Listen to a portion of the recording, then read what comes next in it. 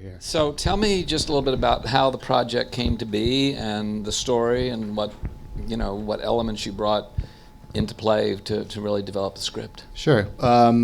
So I was driving to your house Okay. in the Northeast Kingdom, and I'd been wanting to make a movie for a long time. I'm an editor, and which is something that I sort of fell into. And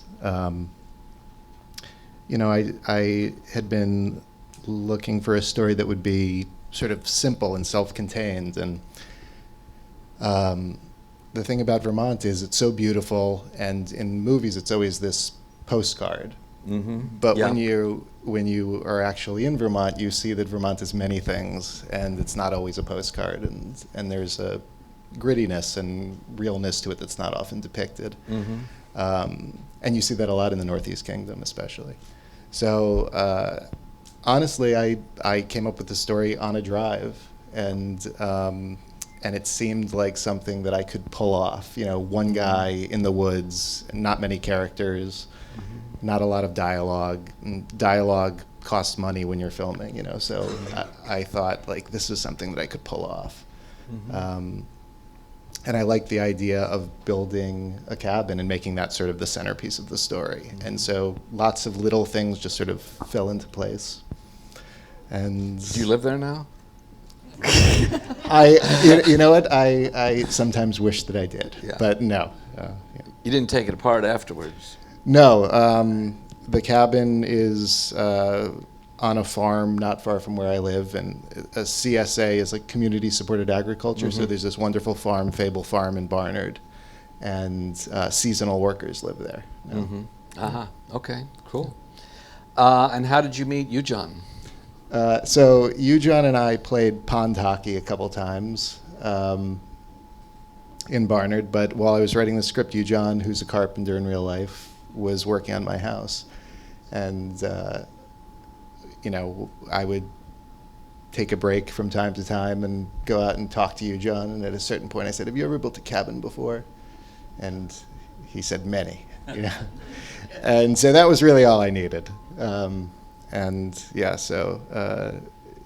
wanted sort of that authenticity. I wanted somebody that really knew what they were doing. And so Ujon, who had never acted before, thought, he's sort of a gregarious guy. And so we started rehearsing. And after like a year of rehearsing, I felt reasonably confident that he would be able to pull it off. A year of rehearsing? Yeah. Wow. Yeah. I was going to say it was a big gamble to work with an actor who's not really worked before, but you spent a year, and just describe a little bit about that rehearsal process. It was, we started just reading the script, just mm-hmm. reading through, and the first time Ujon, by his own admission, was not great, but he sort of at the end of one reading said, let's try again next week, which was great because mm-hmm. I was thinking that I was going to have to tell him that it wasn't going to work out.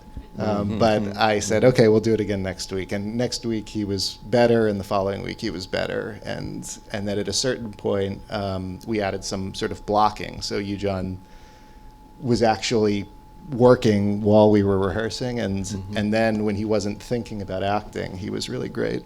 And so, yeah, it was a bit of a gamble, but I think that, I thought he did a fantastic job. Yeah, absolutely.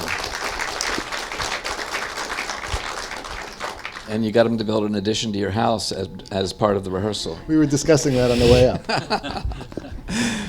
So, Ujon, what was it like for you? I mean, had you ever contemplated being an actor at any point? I mean, you were doing carpentry in Vermont, yeah?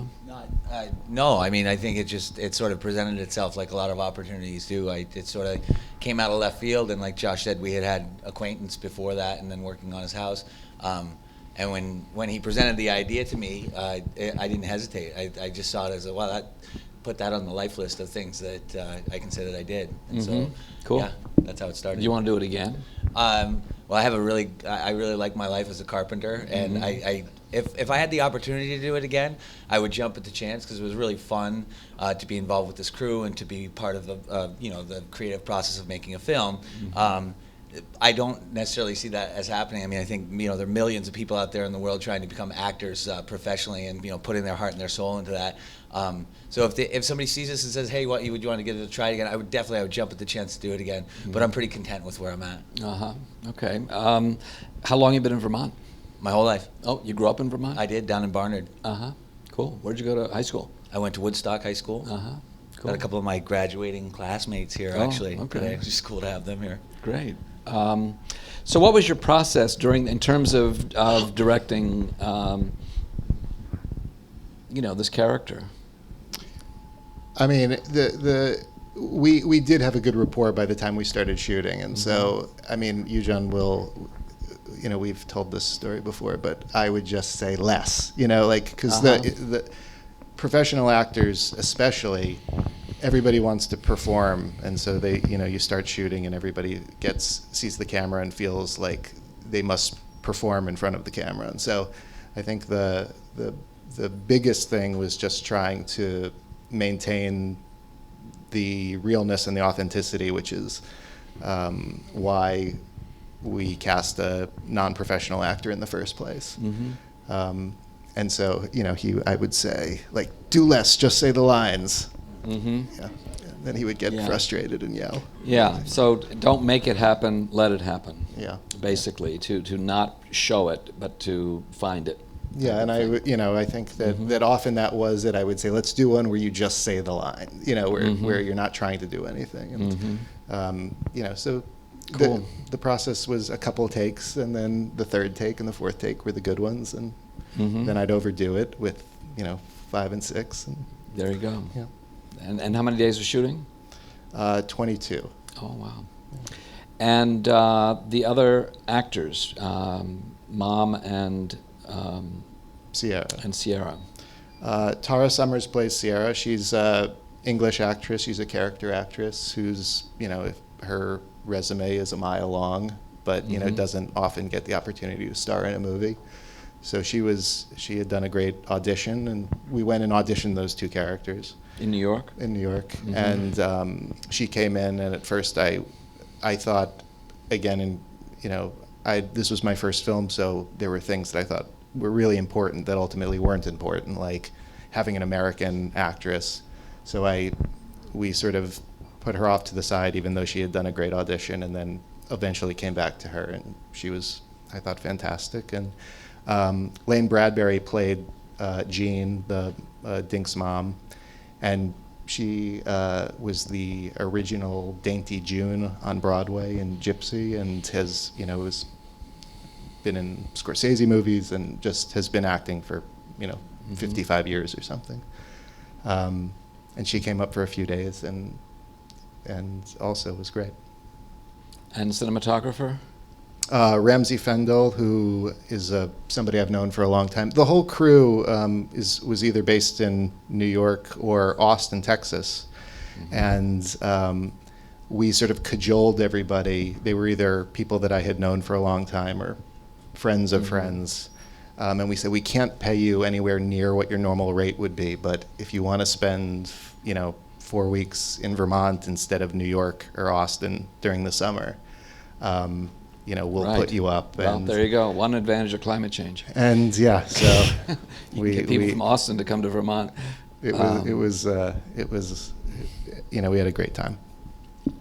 I just heard that my sister-in-law is moving from Austin to Vermont for that reason. Wow. Yeah. There are other things that I can certainly talk about, but I want to hear other questions if people have things they want to know or ask. Yes. Josh, how did you come up with the name of the movie? The Major Arcana is the upper deck, the upper house of the tarot deck, and it deals with big themes like fate and destiny, and I also thought it sounded cool. Yeah, thanks. I should also, before we go on, I just want to, I was supposed to announce, by the way, I'm Jay Craven, I'm artistic director of the Middlebury New Filmmakers Festival. There are a couple of schedule changes. Have people noticed those at all? Has anybody noticed? The Paul Schrader event is going to be Saturday now, and also the screening of First Reformed will be at 1:30 on Saturday, his latest film, and then the Paul Schrader dialogue will be at 4 o'clock on Saturday, and it will also include two-time Pulitzer Prize nominated writer Russell Banks, who collaborated with Paul Schrader on the making of Affliction. which means that the Barbara Koppel film will move to Friday afternoon at 1:30. And Barbara will not be able to be here this year, unfortunately. Something came up for her over the last week. So those are the two major changes, which means also the workshop on distribution will be Friday instead of Saturday at 4 o'clock at Town Hall Theater. I think those are the main changes. Anyway, the question back here. I wanted to ask you, John, never acted before. First of all, are you married? I am. Are you married? Oh, geez. How's your wife, how would you take the love scenes? I mean, it's... Interestingly enough, my wife and I were just girlfriend and boyfriend at the time, and it was sort of like, I think that like anything, when you see your partner being intimate with somebody else, there's an initial reaction. I think that we both had, but at some point, everything just became a part of a production. I mean, which removes a lot of the emotionality of intimacy. And so, while there was the initial thing of she's like, I can't watch that. After a while, it just sort of was like, oh, you're working. So it lost any sort of the sting that you might have associated. Yeah. In China for years, actors were classified as prostitutes. Did you know that? No. They were considered, it's actually true, but, I'm not trying to make any inference, but it just prompted my free association. Other questions, comments people have? Yes. Music was fantastic. What were the artists, or where did you... The score was by a guy named Jay Nash, who a lot of the people that helped us out were Vermonters, and he's a transplant from California, but he was someone that I'd known for a while, and he did a great job. And then there's a song, one of the songs was written specifically for the movie by a guy named Gary Lightbody, who's in a band called Snow Patrol, which is like a big famous rock band. And Tara, who played Sierra, she's friends with him. And one day, like while we were shooting, everyone, it was such a great experience. We had a really small crew, and everybody got along, and so she was having a great time, and she had written to her friend Gary that she was working on this movie, and she said, how would you like a song from the band Snow Patrol? And I was like, oh, that would be amazing. And she's like, I already asked him and he wrote it. So we had he had roughed out a version of that song that ended up being in the movie, and then the rest of it was just we worked with a music supervisor. What did you discover through the making of this film that was a revelation to you? I mean, the whole thing remains, even watching it now, sort of dreamlike in the sense that it's now been 3 years since we shot it, and it really does still feel to me like an out-of-body experience. It was so much more work than I had anticipated. So much more stress than I had anticipated. When I look at the pictures, the production, behind the scenes photographs of myself, I'm really gaunt. I just had lost so much weight and looked just so unhealthy. But that to me was more than any of the technical or sort of filmic things that I learned, which are a million things. And I think that I'm a much better editor now than when I started. Nicely edited, for sure. Yeah. Yeah, thank you. And but just there were so many technical things and things about storytelling, too many to list. But really, it was just the amount of emotional work that even now, when I'm watching today, it's different than the last time I watched it several months ago, and it still feels strange. And so how sort of psychically connected I am to it was sort of revelatory, because I don't think I'd have ever made anything including my children where I sort of feel quite that way. You want to make another feature film? I would love to. I mean, I also sort of made this movie, which is very small and self-contained and didn't I mean, it still cost a fortune, relatively speaking, but not compared to big movies. I sort of made this with the thought of making a larger, slightly larger movie at some point, so I would. Cool. I just, watching the film, it was very gritty and disturbing, but also very sensitive. And part of that felt like the score, the natural score, the bugs, the crickets, the cinematography, and also the sensitivity that Ujon brings to it. And I may have already answered this, but for both of you, how did you hold that out? Was it just you saying, just say the words? Or was there was something, maybe because you were so close to it, somehow that really came across? It's beautiful. Well, thank you. I mean, we really did. We knew each other beforehand, but we did become sort of friends over the course of the making of the movie, and I think that that's part of it. I also think that the character as written was much meaner and sort of darker, and that Ujon sort of lent a little bit of a softer. He softened some of the edges. Just his personality came through. So he's very different from the character, obviously, in real life. But something of him in the first assembly that we made of the movie wasn't that good because we tried to make the character sort of more as it was as he was written. So a darker character. Yeah, and then I think that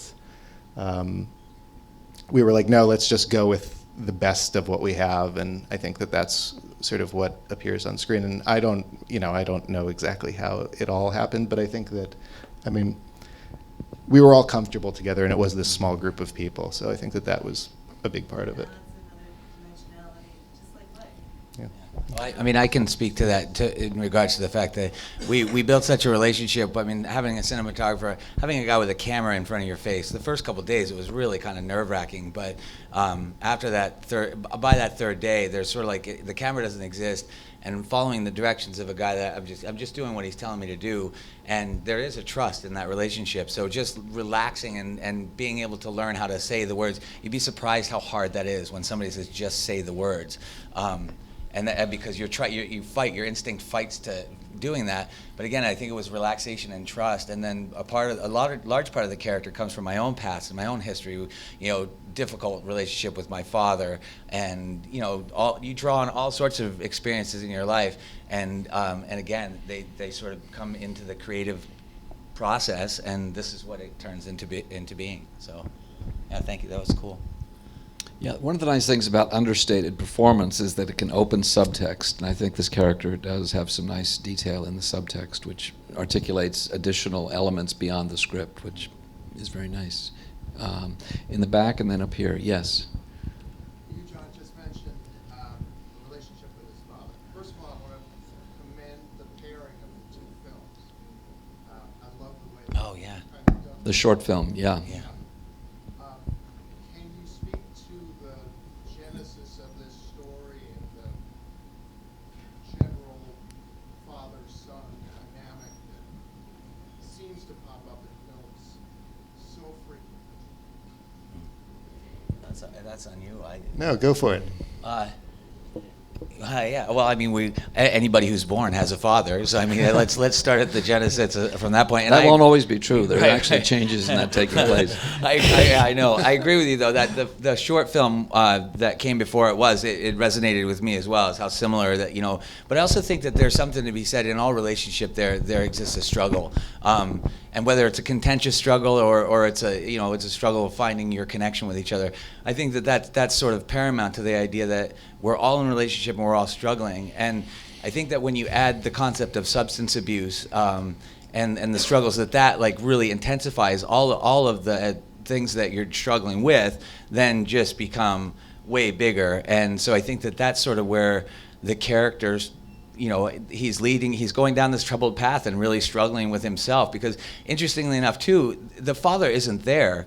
in the film, obviously, but he is as big of a character as any of the people that you see in the film. So, I mean, you never really stop struggling, even when those, people pass on, and then the struggle becomes internal. So I think that that's sort of what it meant to me to go through that process. Question here? Josh, I just wanted to say, this is the third time I've seen the movie. Of course, it's my son, so.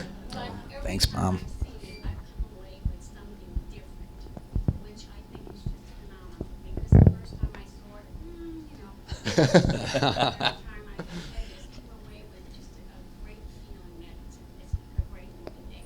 Thank you. Thank you. I hope you'll all see it 3 times as well. Yes. Over here. So I'm one of the people that has known John for a long time. I grew up with him a great deal, but I'm tempted to go that direction, but I'm going to keep it. Thanks, Dave. Yeah. About the ending. You have some question about the He ending. gets in the truck and he leaves. I want to know where he went. I mean, we all have an idea in our head where he went or where he would go. Yeah. What about you, Josh? Yeah, I mean, so when I say that I came up with the story sort of on this one drive, I really did think about it in terms of like I had a beginning, middle, and end when I came up with the story. And that sort of, I know from personal experience, it's, ideas are a dime a dozen, but for me it's hard to sort of have like that whole thing, the beginning, the middle, and the end. And for me, I sort of like this idea of somebody struggling to so hard and putting so much into something, and then for a variety of reasons leaving it behind. So I didn't really think in terms of like where he actually goes, but that was something that I had thought of at the beginning, was just this idea of creating something and giving it up. Yeah, right. The other thing about that was that I was thinking, an experience that you may have had where you discovered that, that kind of longing for something that you thought you wanted to get back, and you get it. It's different, or it's never different. Yeah, I mean, for me, I mean, this isn't exactly applicable, but the movie itself is sort of like my cabin, like I didn't, I mean, it's such an obvious metaphor now, I guess, but at the time it didn't seem like it, but that really was what I was building, and I feel some of that. Pardon me? Where'd your character go at the end? Oh, man, the coolest part about that is it's sort of like a continuous choose your own adventure. I mean, I think that, and that's one of the most powerful things about it, is we all have an idea where he went, but we never really know. I mean, isn't that the paradox of the whole life experience, really?